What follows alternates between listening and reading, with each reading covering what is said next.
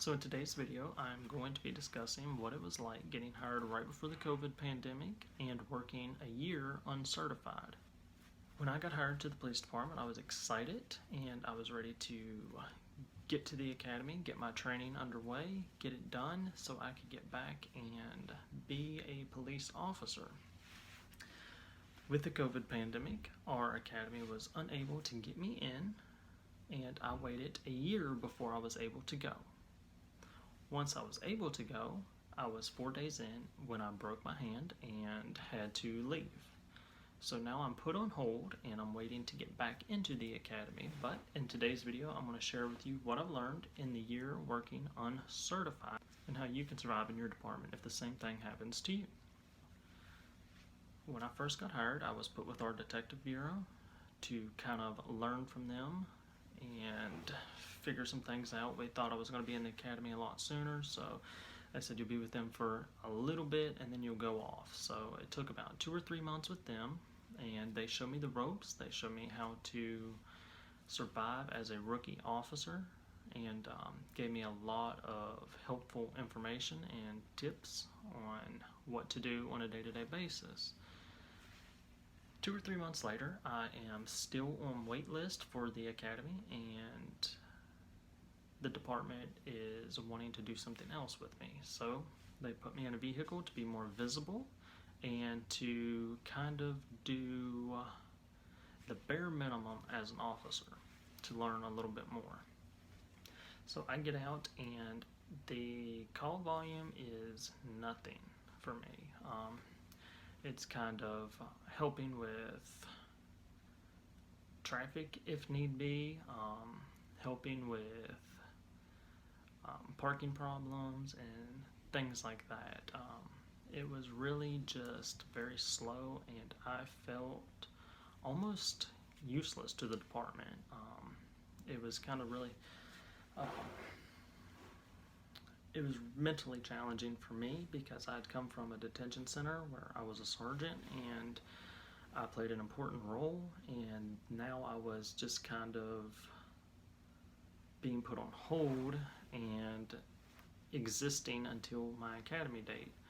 And that was very taxing on me as an individual who likes to get after it and give my all in certain situations. So that was something that really was crushing, but I knew what they were doing and they were just trying to help me to learn a little bit and bide the time until I was able to get into the academy. So I took it for what it was, and I spent time to learn how to use the radio, learn our codes, go to calls with other officers, kind of stand back, observe, watch a little bit, assist if they asked me to. So there was times where that happened, and I learned a lot doing this. But one of the biggest things I would say for anybody in that position that I was in is to be patient, because there is nothing your agency can do at that time. They're just trying to help you to get to the point where you can go. So learn the streets, learn your radio, learn your codes if your agency has them, and learn from other officers. So that's the biggest thing. Kind of just be observant and let them teach you the ropes. They're going to be the backbone of your career. They're going to be the building blocks that's going to start a foundation for the rest of your life. So pay attention to what they say to you. They're not necessarily, for me, they seemed like it was unwelcoming at times, but I find out later on that they're just trying to protect you in your career. So don't take it as personal whenever they tell you that you shouldn't be doing this or you shouldn't be doing that, because they're just trying to look out for you as an individual. So take it with a grain of salt and respect what they're asking of you, because it is their job to make sure that you succeed and the agency succeeds. So it's nothing personal towards you.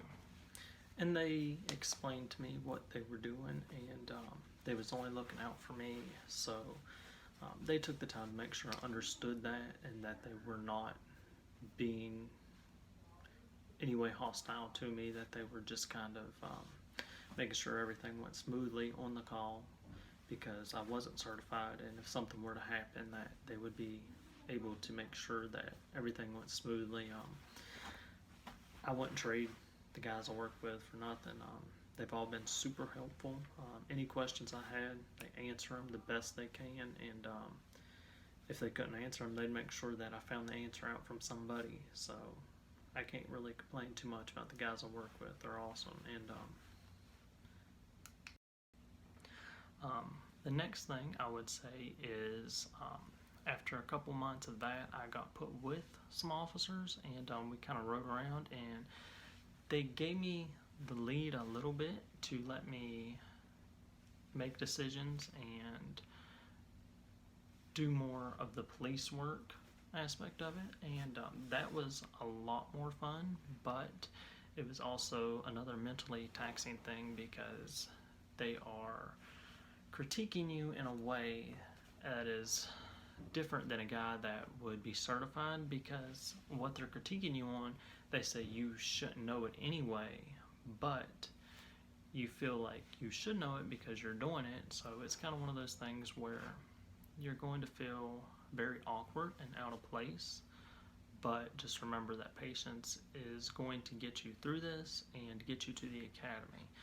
I dove into our Shop with the Hero program at our department. It was something that I was passionate about, and it was something that I did in my previous job at the detention center, which was fundraisers and community outreach stuff. So I kind of knew what I was talking about there, and it really helped me get through this past year of being an uncertified officer in my department. And I would suggest that you look for something that is familiar to you in the job, that you can do with confidence. That way you can make it through the time until you get to your academy.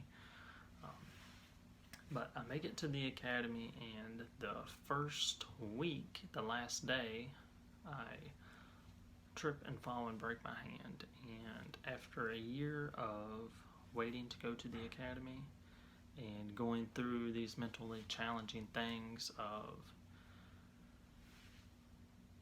not being able to do the job that I'm in the uniform and be able to do, it was really crushing. And I wanted to stay, but they said I couldn't, and they put me on leave from work. They've taken care of me, the insurance company and everything, so all that's like really good. I'm still getting paid and stuff, but it is crushing, and I'm waiting now to get cleared to get back, so I can get back to the academy and get back out so I can do the job fully. I did see a lot in my first year. I was exposed to domestic calls. I've seen families who lost loved ones. I've seen the bodies of loved ones. I've seen the good times, the bad times. There's still a lot in my career that I will see that I haven't seen yet, but I am excited to get through these next couple months and get to the academy and make the most of my career with the rest of the guys. So if you feel out of place and feel like there is so much more that you could be doing if you're in a position like I was in, just be patient and bide your time, because your time will come, and when it does, it will be very exciting, because you will go off. You'll be nervous at the academy, but you'll be fine, and good luck to you. So remember, if you guys have any stories or something like this happened to you, put it in the comments below. I'd love to hear about it, and hit like, hit subscribe, stay happy, stay healthy, and stay safe.